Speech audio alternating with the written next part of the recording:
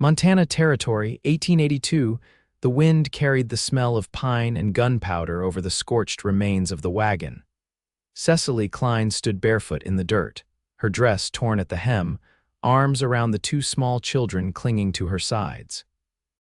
Smoke curled from the splintered wheel of the wagon behind her, the horses long gone, her husband longer. He had left 2 months ago for Helena with promises of work and never came back. She had no idea if he was dead or drunk in some saloon, but she stopped waiting 3 weeks back. The boy, Daniel, was 7. The girl, Daisy, barely 5. Neither were hers by blood. Their mother had been her sister, died birthing Daisy. Their father disappeared before that. Cecily had raised them since they were in diapers, and now they were all she had. A thunder of hooves pulled her head up. She stepped in front of the children, fists clenched, chin high though her knees trembled. A lone rider came around the bend, tall, broad-shouldered, dust-streaked. His horse was black as coal and moved like it trusted him more than air. He pulled up short when he saw them. "You all right?" His voice was steady but quiet, like he was trying not to scare them. Cecily shook her head. "The wagon wheels snapped. I tried to fix it, then a spark caught the tarp. We lost everything." He dismounted in one smooth motion. "Anyone hurt?" "No." His eyes flicked to the children. "Yours?" "No, but they are mine." He nodded like that told him more than enough. "Name's Jed Dalton, Cecily Kline. You headed anywhere with water, food, and no fire." "I got a cabin a few miles north." "You can stay until you figure something." She eyed him.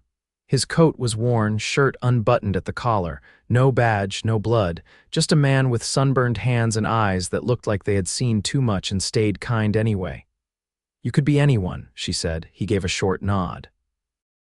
"And you could have a shotgun behind your back." She let out a breath, almost a laugh. "I do not." "Well, I do." He swung it off his shoulder, leaned it gently against a stump, and held up both hands. "Now I am just a man offering help." Daniel peeked out from behind her. "Are you a cowboy?" Jed looked down at the kid. "I work cattle when they need me. I build fences when they do not." The boy's eyes lit up. Cecily felt Daisy press closer against her leg.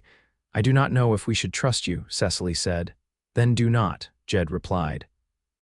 "Just trust the fire is out and the road behind you is worse than the one I am offering." She studied him. The way he did not push, the way he looked steady even when he probably was not. She whispered, "I do not know love." He did not flinch. "Then I will show you every day." Cecily blinked. Her throat tightened. She had not meant to say it. It had just slipped out. Daniel looked up at her, then at Jed. "I am hungry." Jed turned, grabbed his saddlebag, and pulled out a strip of jerky. "Here, got more at the cabin." Cecily still hesitated, but then Daisy coughed. That made the decision for her. "All right," she said. "But just until we find our own way." Jed nodded once. "That is enough." The ride to the cabin took over an hour. Jed let them ride the horse while he walked beside it. Daniel and Daisy clung to Cecily, who held the reins with white knuckles. The cabin was tucked between tall pines, a creek running behind it. Smoke rose from the chimney. A vegetable patch sat half wild out front, but it was clear someone had been tending it. Inside was warm, clean, simple. "One bed, one table, one chair, and a cot by the fire." "You take the bed," Jed said, setting down his rifle. "Kids too, I will stay on the floor." Cecily stared at him. "You do not even know us." "I know what it is to be left with nothing." He did not say more than that. That night he cooked beans with salt pork. The children fell asleep full for the first time in days. Cecily sat by the fire quiet. Jed poured 2 tin cups of water, handed her one. "You have done this before?" she asked, "taken strangers in?" "Once." "What happened?" "She married someone else." Cecily looked at him. His face gave nothing away. "I am not looking for marriage," she said. "I am not offering it," he replied. "I am offering safety. You can stay until you want to leave or not." Cecily watched the fire for a while. "I do not know why I said what I said earlier." "I think you do," Jed said gently. "You have been carrying more than your share." She looked at him. "And you think you can show me love," he shrugged. "Not all at once, but I can show you what it is not. It is not leaving. It is not silence. It is not fire and fear." She blinked hard. He stood. "Get some sleep." The next morning, Cecily woke to the smell of eggs and the sound of Daisy laughing. Jed had found her a doll in a box in the barn and carved it a new arm from a stick. Daniel stood by the creek watching Jed fix a fence post. Cecily stepped outside. The morning sun hit her face. She had not felt warm in weeks. Jed looked up at her. "You sleep," she nodded. He pointed to the fence. "Want to help?" She hesitated, then walked over. Her hands found the hammer like they remembered. Her father had taught her once, back when girls were allowed to be useful. They worked in silence, the kind that felt natural. When the sun was high, Jed passed her a canteen. "You are good at this." "I had to be." "You should not have had to." She met his eyes. "You are not what I expected." "I never am," he said, smiling just a little. That night the children slept early again. Cecily sat by the fire, her hands wrapped around a cup of warm cider. Jed sat across from her, sharpening a knife. "Why do you live alone?" she asked. "Had a brother. He died in Dodge. Had a woman. She left after that. Just seemed easier." Cecily's voice was barely a whisper. "It is not easier." "No," Jed agreed. "But it is quieter." She looked at the children, curled together like puppies. "You meant what you said?" she asked. "About showing me." He set the knife down. "Every word." Cecily leaned back, heart thudding. "I am trying to believe." He looked at her, gentle and steady. "Take your time." She nodded, and for the first time in months she did not feel alone. Cecily sat on the porch stoop, mending the strap of Daisy's shoe with a curved needle and a length of waxed thread. Her stitches were uneven but tight. The girl's feet grew faster than Cecily could keep up with, and she'd already had to let down the hem of her dress twice since they reached the cabin.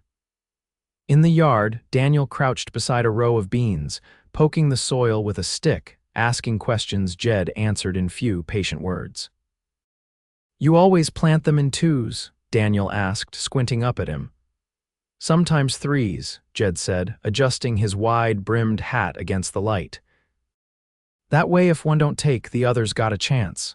What if they all take? Then you're lucky and you thin 'em." Cecily kept her eyes on the shoe, but her ears stayed with them. It had been weeks now, though she hadn't marked the days. There were no clocks out here, no bells ringing the hour. Just the sun's slow arc, the feel of the night stretching longer. Inside, Daisy was napping in the cot, her breath soft and deep. Cecily had taken to washing her hair with boiled mint leaves from the patch behind the house. The child liked the smell, said it made her feel brave. Jed rose from where he knelt, brushing dirt from his knees. He caught Cecily's eye and nodded toward the barn. She followed him without a word. Inside, the air was rich with the scent of hay and old leather. A swallow's nest clung to the rafters. Jed pointed to a wooden crate beside the tack wall. "Found some things when I cleared more space," he said. "Thought you might want to go through it." She knelt, lifted the lid. Inside, folded calico shirts, a cracked mirror, a tin of buttons, and a small book with frayed edges. "It belonged to the woman who left?" she asked, her voice low. Jed leaned a shoulder against the wall. "No, that was my mother's. My brother had it sent after she passed."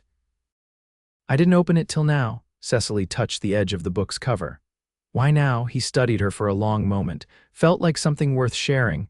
She turned a page. The handwriting was small, tight, with pressed flowers between some of the leaves. She closed it gently and set it aside.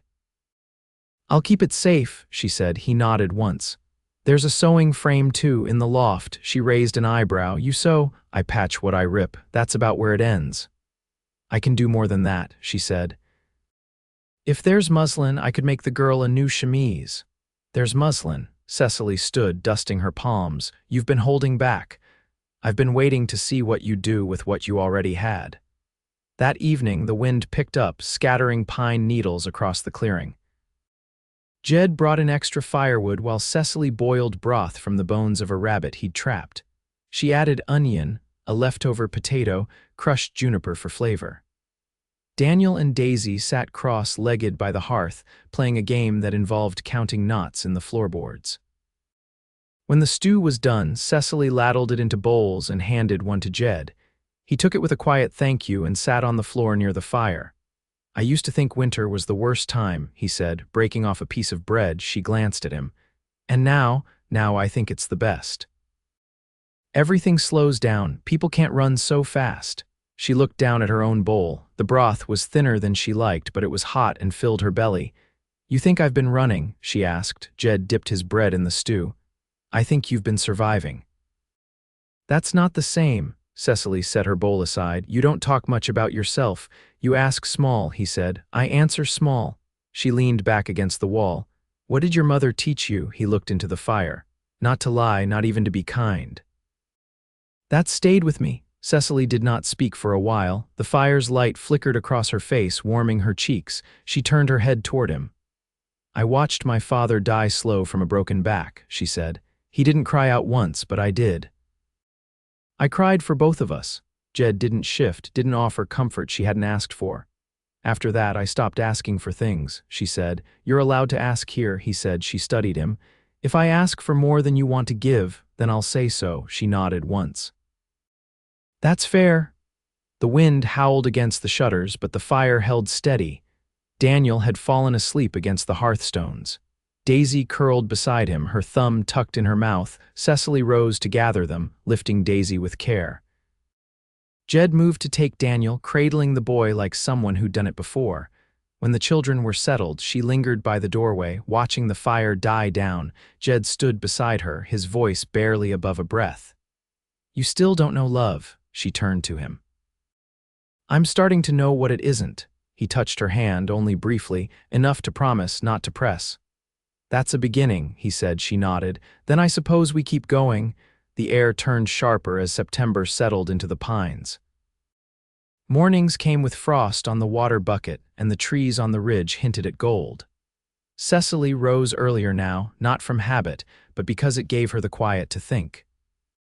She'd sit on the porch with a shawl around her shoulders, Daisy still bundled in quilts inside, and Daniel often already up, feeding kindling to the stove like he'd made it his job. Jed had added a second chair beside hers, built of pine slats and sanded smooth. He never mentioned it, just left it there one afternoon. She found herself sitting in it more than her own. That morning she watched him lead the horse to the stream, saddle left in the barn, bridle looped loosely in his hand. He moved with a kind of patience she hadn't seen in men before. Not slow, just sure, like nothing about the day surprised him. Cecily didn't speak until he came back up the path, boots damp with creek water. "You always move like that?" she asked. He looked at her, curious. "Like what?" "Like you've already seen what's ahead." His brow furrowed slightly. "I reckon I just don't rush where I don't need to." She pulled the shawl tighter. "Most men I've known chased everything." Jed sat beside her, hands resting on his thighs. "What did they catch?" She didn't answer right away. "Not what they thought they would." After a quiet stretch, she asked, "Did you ever wish for sons?" His fingers traced the grain of the armrest. "Once. Then I stopped thinking about what I didn't have." She turned her head, studying his profile. "You've taken to Daniel. He's a good boy. Pays attention, doesn't talk to hear himself speak. He asks questions." Jed nodded. "That's not the same." Cecily watched a squirrel dart along the fence rail. "He asked me last night if we'd stay till spring." Jed didn't look at her. "What did you say?" I told him the truth. "I didn't know yet." He nodded again, slow and unreadable. "I'm not trying to test you," she said. "I just don't know how to want something for myself." Jed leaned back in the chair. "You don't have to want everything all at once.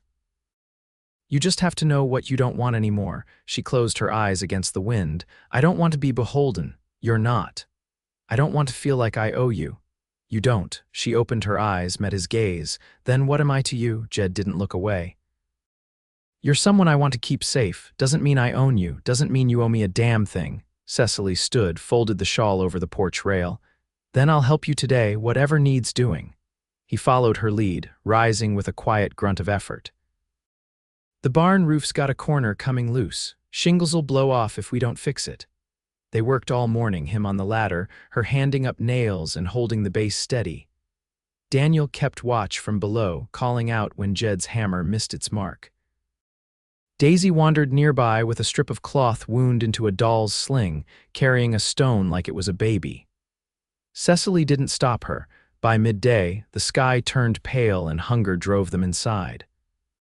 Jed carved slices from a smoked ham, and Cecily stirred cornmeal into a pan, frying it crisp around the edges. When they sat down, she passed him a plate before taking her own. "You were right," she said, breaking a piece of cornbread. It feels better doing something with your hands, Jed chewed, then wiped his mouth. You've always done with your hands, you just didn't call it work. After the meal, the children napped again and Cecily stepped outside alone. She walked the edge of the clearing where the trees grew thick and dark. It was quiet there, the kind of quiet that held weight. She didn't hear Jed come up behind her, but she knew it was him by the way the air shifted. He didn't speak, just stood near enough she could have touched him. After a moment, she said, "I used to believe I was meant for something harder than most women." Jed's voice was low. "Maybe you were, doesn't mean it has to stay that way. I don't know how to stop bracing for the worst." "I don't need you to," he said. "I just need you to know I'll be here when it doesn't come." She looked down at the moss along the roots. "You think I can learn to want something softer?" "I think you already do," he said. She turned to face him. "Then show me." He didn't move fast.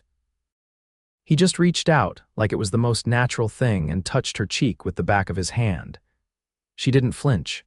She didn't pull away. Cecily closed her eyes, and for the first time in years, she didn't feel like she had to run from anything. When she opened them again, Jed was still there. She whispered, "I still don't know if I believe in love." He looked at her like he had all the time in the world. "Then I'll show you, every day." The first snow came sudden and heavy, blanketing the earth in silence and soft light.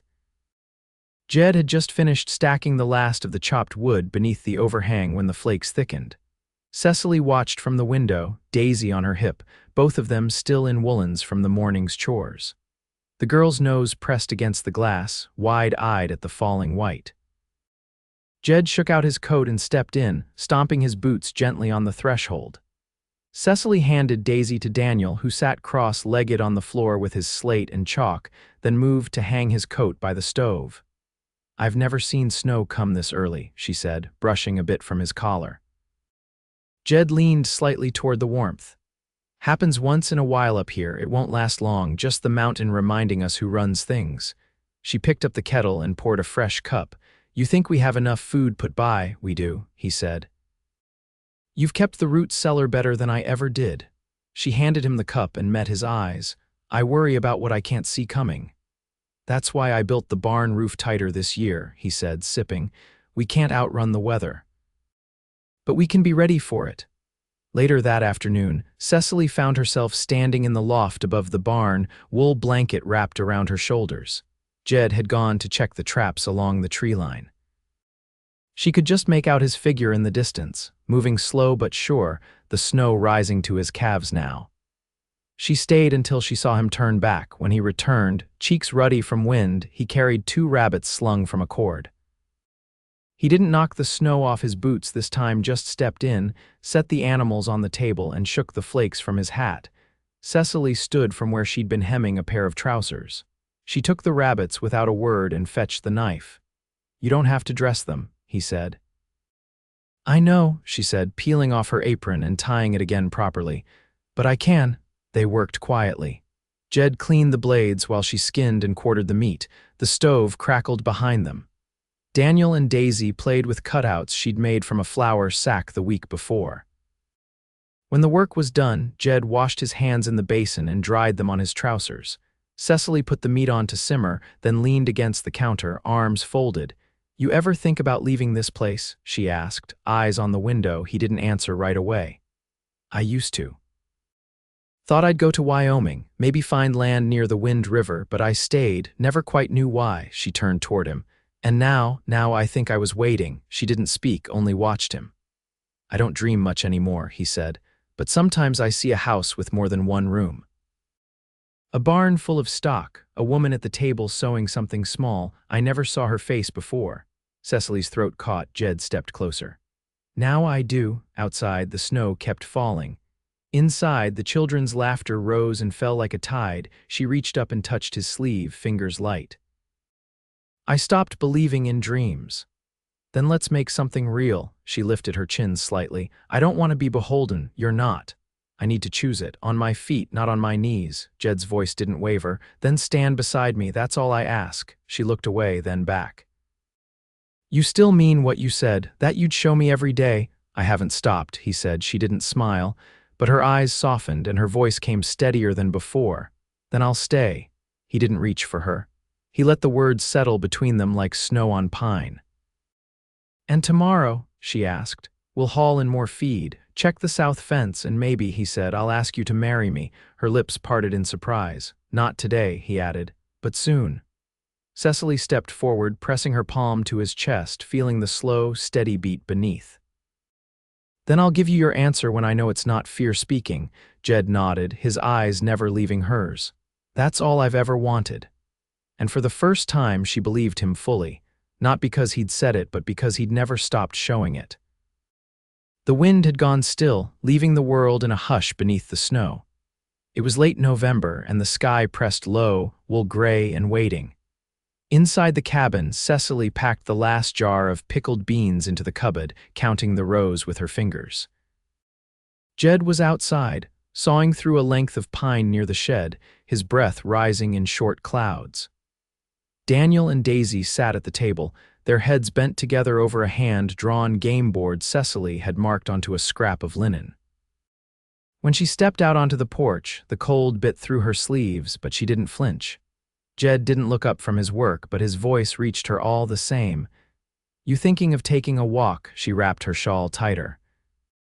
"I was thinking of asking you to come with me." He set the saw down, brushed his hands on his trousers, and fell into step beside her without a word.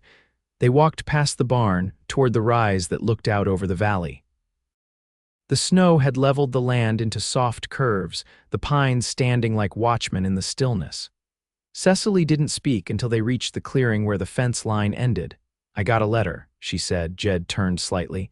"From who?" "My father's cousin, down in Dakota. He heard I had the children and offered to take them in for a season. Said he's got a school near and a wife who can manage them." Jed's face didn't change. "You think you'll send them?" I read it 3 times and couldn't feel the edges of the offer. It was kind but hollow. Like he was doing his duty, not opening his home. "He might be," Jed said, "but I think the children already have one." Cecily watched the wind stir the upper limbs of the trees.